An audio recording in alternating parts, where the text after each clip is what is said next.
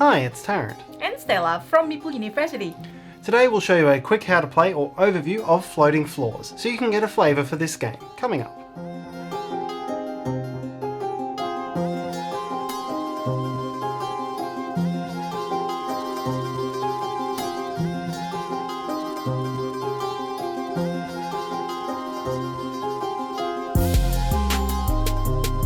We do a lot of how to play, live playthrough videos and more.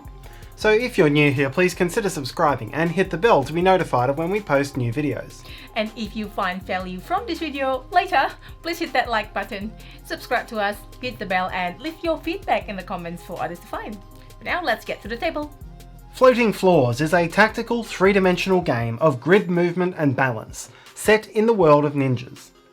It was designed by Takashi Sawada and published by Guf Studios. The game plays 2 to 4 players in 30 to 60 minutes and is of light to medium complexity. In Floating Floors, each player controls a ninja, competing against their opponents to recover their Bansen seals, which are scattered throughout the landscape.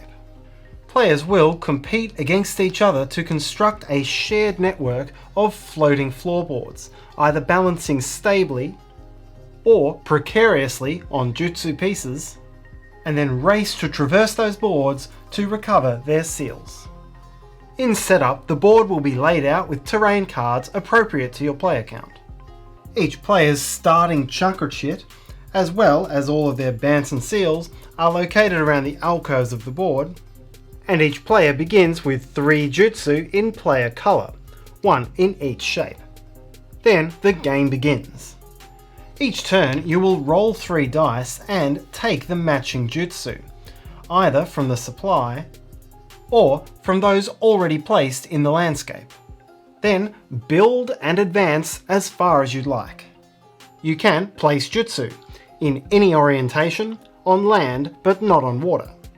You can take the next floorboard and then place it either side up on the jutsu bases you've created. You can advance your ninja one step at a time and on floorboards of your colour towards your Bansen seals, and you can place jutsu on top of floorboards in order to carve out paths in your colour or help to keep the balance. Floating Floors is a game of balance. If any move or placement that you make causes the floor to tip over, then your turn is over and you suffer a penalty. That is, that the next player may rearrange all the pieces on that terrain into the configuration which suits them the best, or suits you the worst. But the game is more tactical than it is dexterity. With only 3 jutsu per turn, it becomes a game of jutsu economy. Spend more jutsu making an extremely stable base for your floorboards, or spend fewer to make quicker progress, at the risk of having to spend more to counterbalance later on. It's a game of placement, how to make the floorboards stable where you need to move, but unstable for your opponent. And there are plenty of opportunities to directly disrupt your opponent's plans, such as by stealing the jutsu out from under their floors, using your own ninja to upset the balance of their movements, or even directly block their paths.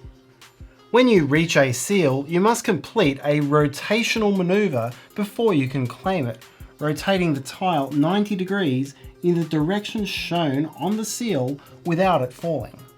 This adds extra complexity to your placements above and below the floorboard. But once you've gained a seal, you can use it on each subsequent turn to perform that same rotation on your current tile. This escalates the pace of the game and provides some opportunity for catch-up, as the seal rotations can help you dodge some of the traps and pitfalls your opponents have set for you and allow for faster jutsu-free movement. The first player to claim all of their Bansen seals reassembles the Bansen Shukai and wins the game. The game plays competitively at 2, 3 or 4 players and also has a 2 versus 2 team mode. Beginner and advanced rule variations let you scale the game to your skill level and provide options for handicap matches between players of different skill. And that's the quick how to play for floating floors. We hope that you enjoyed the video. We are using a prototype copy of the game, and so the rules and components are not final, and do check out the project page. We'll put a link to that in the description below. If you find this video useful, please help us by hitting that like button. Subscribe to us. You can also hit the Meeple in the corner to do so, and hit the bell icon so you'll be one of the first to know when we have new and exciting videos. I'm also on Instagram, so hopefully you can find me there and we'll chat over on Instagram. And if you have any questions, comments or feedback, please leave them in the comments section below. See you next time.